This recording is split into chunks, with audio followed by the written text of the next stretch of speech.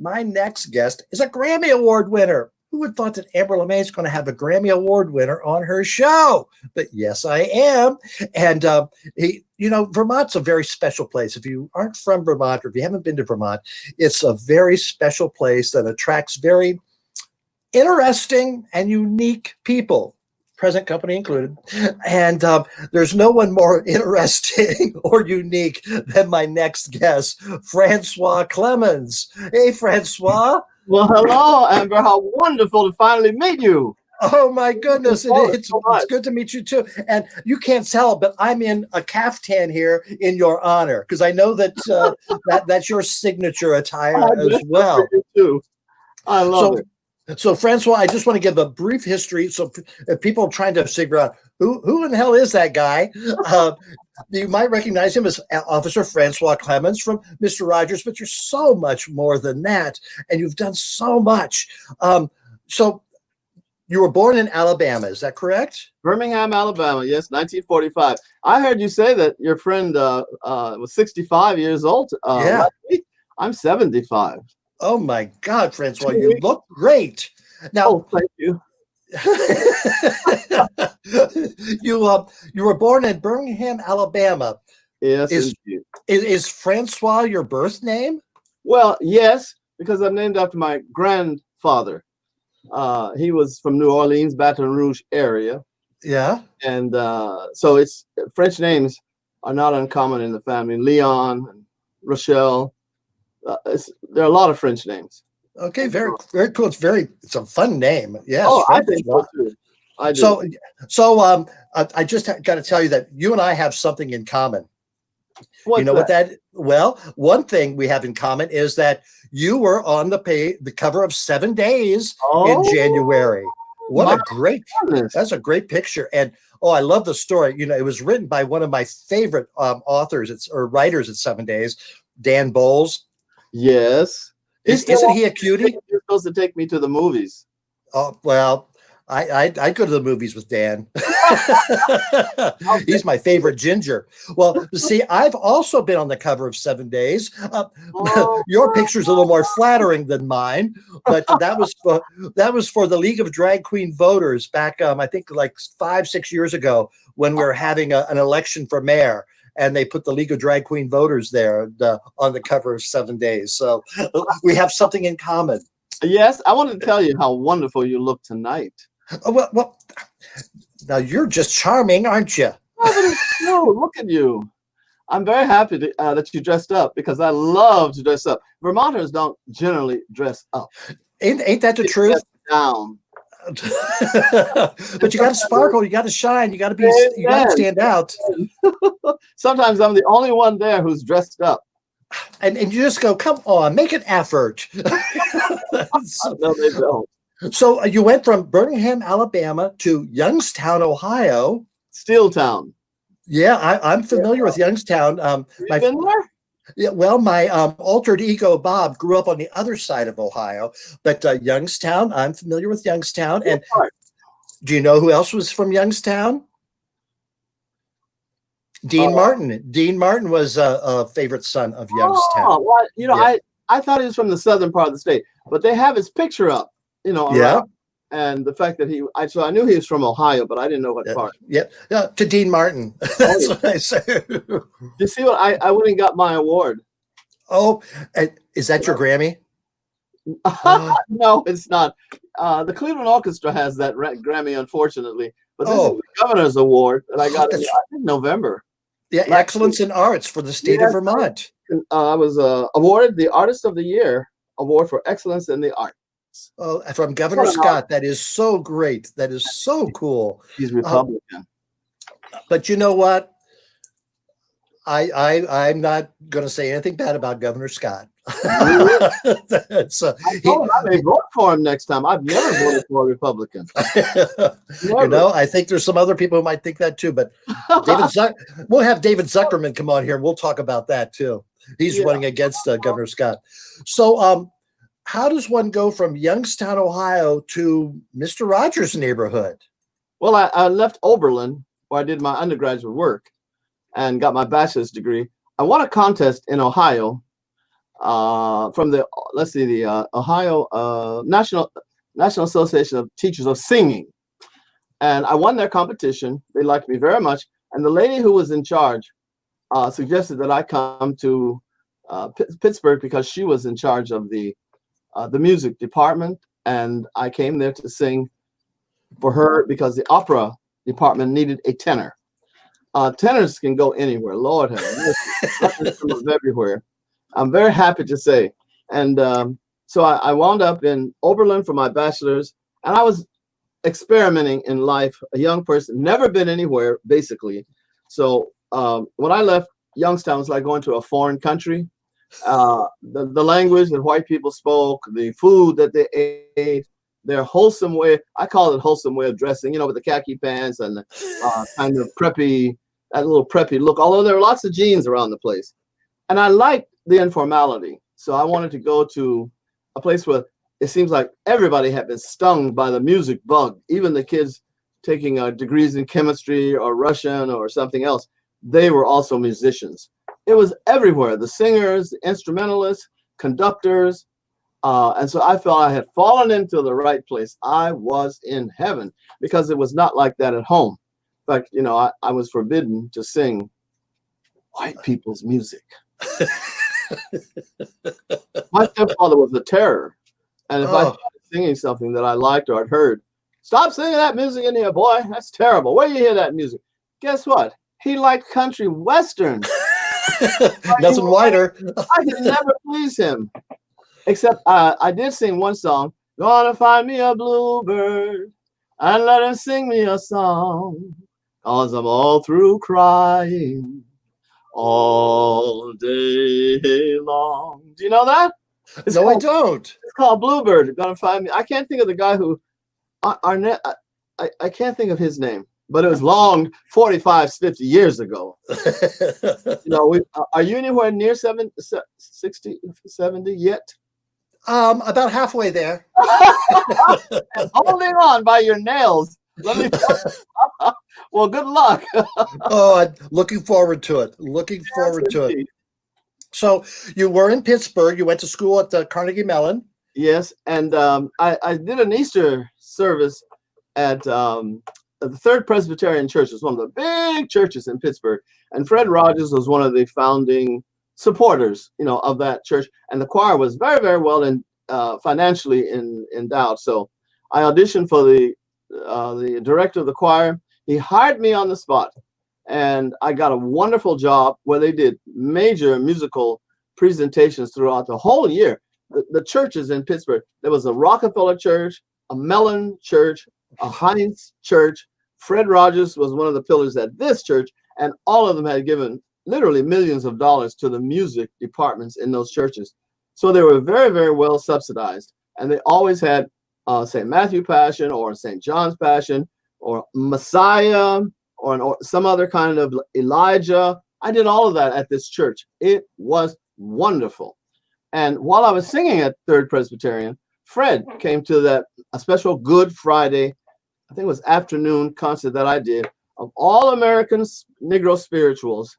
Ooh. And he was so deeply touched that I swear to you, when I finished singing, because you do, were you there when they crucified my Lord? Were you there when they crucified my Lord? Oh,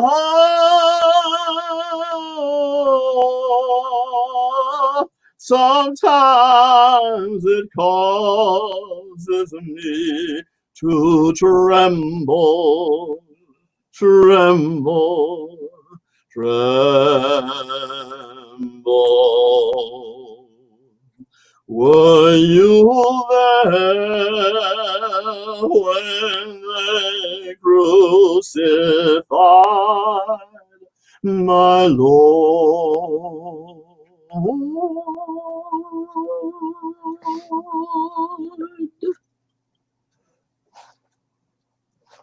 That's for you. Oh my God, that is Matthew Clausen's. That is awesome. That's beyond awesome. Thank you so much. That was beautiful. Oh, thank you.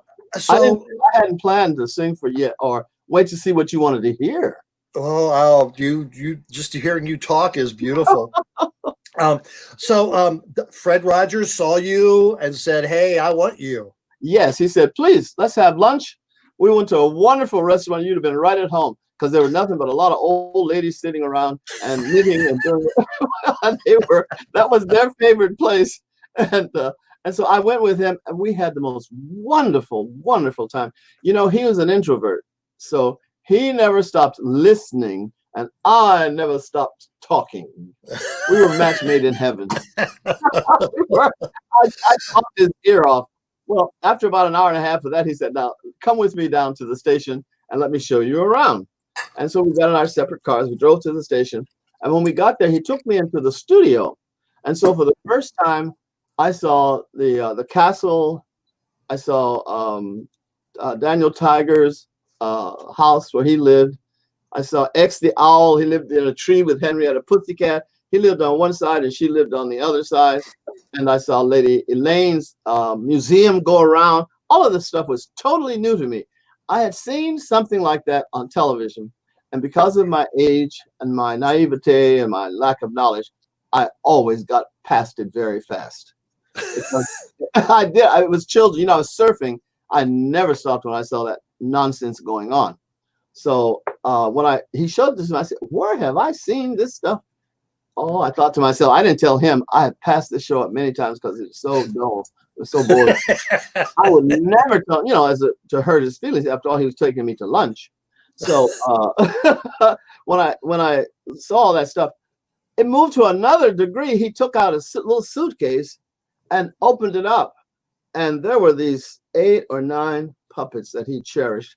He took up the King Friday first. And he started talking to me with that voice. Hello, Francois. How are you today? I'm very happy to have you in the neighborhood. I said, what? What is this? Honestly, you know, and I tell people the truth. I grew up in the ghetto. I'm a ghetto boy. I'm very happy to be gone. And they're probably glad I'm gone. But I'm never going back. Not to that. So there were guys who I saw in the corners. They were gamblers. They were drinkers. They were always into some scheme. They were messing around with somebody's wife or whatever, husband. And it wasn't always pleasant, but they were macho. They were real men. I didn't know who this was I was talking to. I said, what? And then he pulls out another one. So he has Queen Sarah on one hand and King Friday on the other, and he's doing both voices.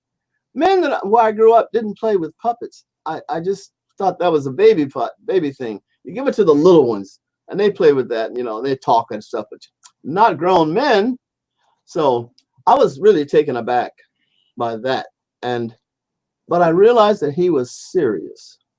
He was not teasing. He wasn't corny. He wasn't, there was nothing suspicious except a very, very, very honest dialogue with me for the first time with a puppet. And so I was awkward and I was stiff. And I wasn't communicating very much, but I began to think about him. There was something fascinating about this man who didn't fit into the macho mold. So we went upstairs after that, boy, and I met everybody on the staff that was there. They were the best. They were wonderful. They were warm. They were professional. They welcomed me.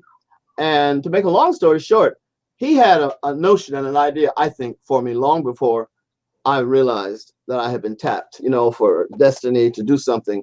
And so I looked around and thought, well, I don't have to come back to here again and hear him talking to those. That was very awkward for me in the beginning. And the way I got over it finally was I used to talk to him. If it was Henrietta or if it was X or Daniel, I would say, that's a part of Fred that's trying maybe to tell me something or trying to say something to the children that perhaps was more difficult for him to say as a regular man. So he used the puppets as a tool, and they communicated and talked about things that maybe would be troubling for young kids, like going to the bathroom, being separated from their parents. What do they eat? How do they fix their food? What are they going to wear? He did all these things with the puppets, and then the kids could imitate and identify. What they said, Daniel says in one of the songs that was he a mistake? children, I asked myself that question because I was having such a terrible time with my parents. Am I a mistake? Am I in the wrong place? Why am I here? And there's a whole metaphysical thing about that we don't have time to go into. But there I was, and my parents didn't seem to cherish me and take ownership of there was a unique quality that I had that was very gentle, very sweet, and my way of thinking, it was very feminine.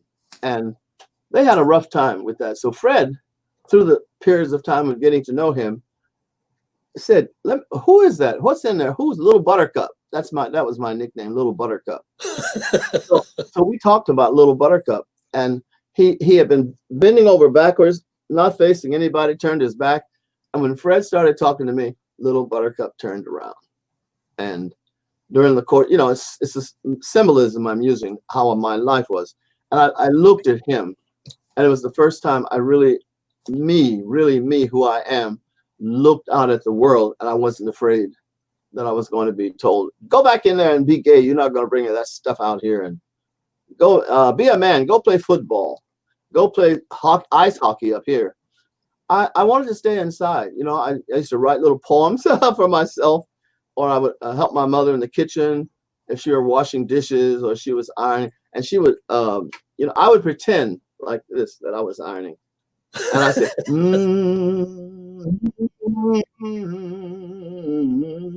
"Well, Lord, have mercy." And I pretend I was folding something. We did that at the laundromat at the hot damn trailer park. Yes. Well, that's what my mother used to do. I had no idea what I was doing, to be honest. I just loved being with my mother in those days. And so everything she did, I wanted to do. So you were on Mr. Rodgers, and you were the first person of color to be featured on a national children's show on a regular basis.